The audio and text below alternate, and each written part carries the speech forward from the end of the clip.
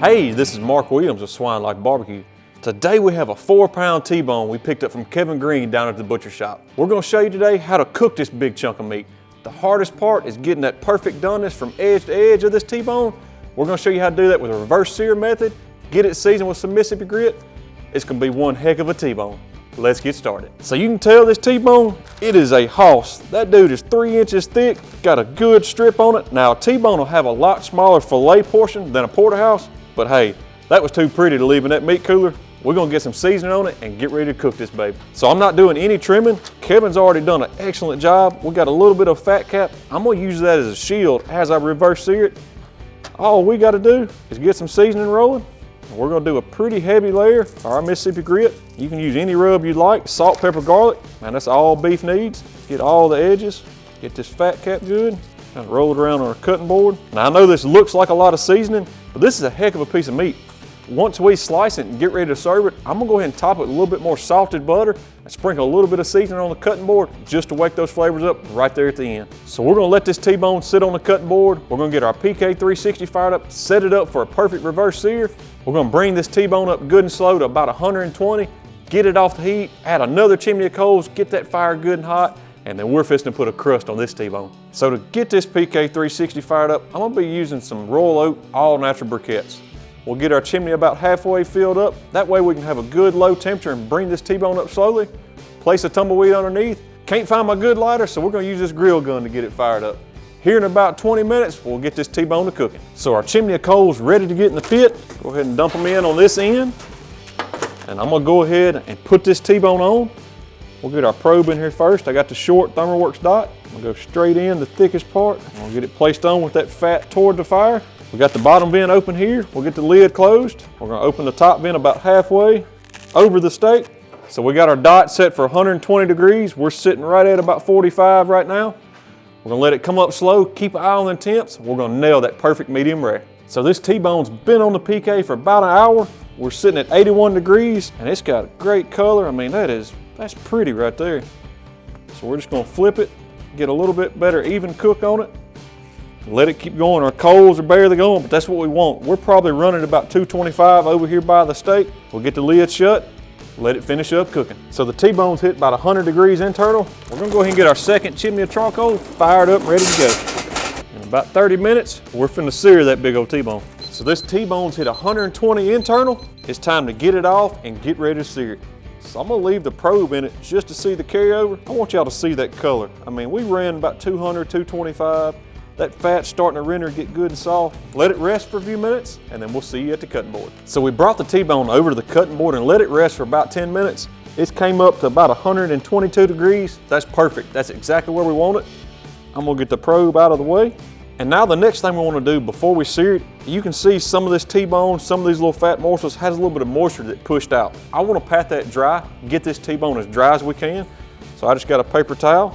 I'm gonna pat as much of it as we can dry. Get the other side. Of course, this thing has a great color. That red looks awesome. That fat looks good. Now that we got this T-bone dried, all I have is a little bit of salted butter I melted. I'm gonna brush a good coat of this butter on the outside. This oil's gonna help this T-bone brown up. Of course, steak, butter, it don't get any better than that. Get all the edges, flip it over, get this side too. So we're gonna let this butter sit on this T-bone just for a few minutes. We're gonna get these coals in the PK and we'll be ready to sear this T-bone. So we'll get our coals dropped in our PK. Spread them around just a little bit. Not gonna close the lid. We're gonna get this T-bone right on these coals as soon as they come off that chimney. We want a good sear. We're gonna keep an eye on it and let it start searing. Man, I wish y'all could smell that butter, that fat dripping on them coals. Well, you see it sizzling just like that. That's exactly what we're looking for. Let it get that side. You always keep you a cool side, that way we can get it off the heat. See how it's cooking. It's a good looking sear. I get this fat a little bit.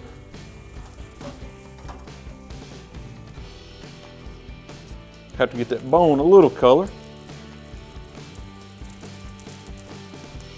Taking it up. We got the sear on the T-bone. We're gonna go to the cutting board and let it rest for about another 5 or 10 minutes. That's about all I can stand, and then we're gonna cut into it and see what it's all about. This T-bone's been sitting on the cutting board for just a few minutes. Just as a quick recap, we started off with a 4-pound T-bone. This T-bone didn't need any trimming. It had a good fat cap on the strip side, and I wanted to leave that there to shield it during the cook process. We got a good layer of Mississippi grit on it and let it sit on the cutting board while we got this PK fired up. We started off with about a half a chimney of charcoal, got the PK set up for a 2-zone fire, and where we placed this T-bone, that PK was running about 225 degrees. It took this steak about 2 hours to get to 120 degrees internal, and then we got it off and let it rest. To get this good seared, we filled up a whole nother chimney of charcoal, dumped it in the PK, so we had a super hot fire just to get a good crust on this T-bone. Right before we seared it, we patted it dry, got all the moisture off, and then coated the whole steak in butter. That's gonna add a ton of flavor, a good crust, and of course, who don't like butter on their steak? Once we got the color we wanted, it come back off the pit, it's been sitting there on the cutting board, and I'm ready to dive in and try this T-bone. So before I try this steak, I gotta get it cut up. I'm gonna go ahead and cut the New York strip side off, just like that. Of course, I'm gonna leave a little meat on that bone, because I'm gonna gnaw on that when we get done filming. Place that right there, you can tell that's a good medium rare cook. Now the filet might be a little bit overcooked just because it's so much smaller, but hey, I think we nailed that. I'm just gonna come down through here and cut us some good slices. That way I can lay that T-bone back in there. It's gonna have a good presentation. Same thing with this filet. We're gonna get it portioned out. Oh, you know that filet's tender. Take it, slide it. Ooh, I'm about to knock my puzzle piece apart over here. So we got the T-bone cut up, and just because it's so thick, a lot of this meat down the middle is not gonna have a ton of salty flavor.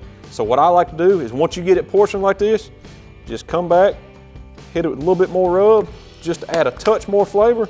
So it's time to go in here and see what this is all about. We'll cut it, got a little bit of fat cap on that piece. That's got all kind of beef flavor.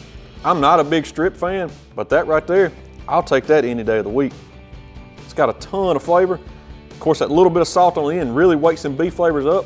For a strip, it's super tender. It's time to go over here, get a piece of that filet with all that crust. Oh, it's got a good fat cap in there too. You know a filet's good.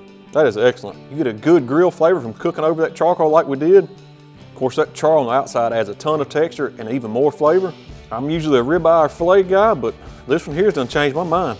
One more bite. Of course, we still got a little bit of that butter. I might have to dip it in. Oh, that filet piece is gonna be good. That's it. That is it. That's a wrap for us today at Swine Life. We appreciate y'all checking this video out.